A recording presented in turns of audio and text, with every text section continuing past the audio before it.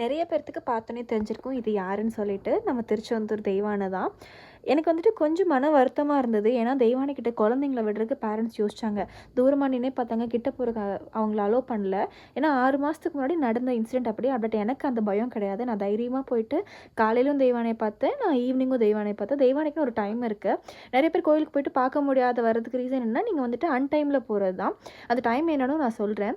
தெய்வானை பொறுத்தவரைக்கும் நம்ம எப்படி மனுஷங்களுக்கு எப்பயாவது கோவம் வருதுல்ல, அந்த மாரி ஒரு இன்சிடென்ட் நடந்துருச்சு. அதுக்காக வந்துட்டு தெய்வானை எப்பவுமே அப்படிதான் இருக்கும் அப்படின்னு நம்ம எக்ஸ்பெக்ட் பண்ணவே முடியாது.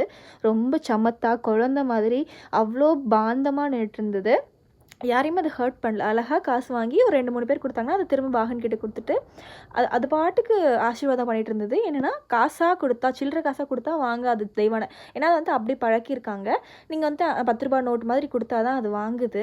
தெய்வானையோட டைமிங் பார்த்தீங்கன்னா, காலையில 6 மணிலேருந்து சாயந்தரம் 6 மணி வரைக்கும் தான். 6 மணி ஆச்சுன்னா வாக்கிங் கிளம்பிடுவாங்க. வாக்கிங் போயிட்டு சாப்பிட்டுட்டு அவங்களுக்கு ரெஸ்ட் எடுக்கிறதுக்கான டைம் போல. இடையில வந்து சில சமயங்கள்ல வந்துட்டு மதியம் ரெஸ்ட்டுக்கும் போவாங்க.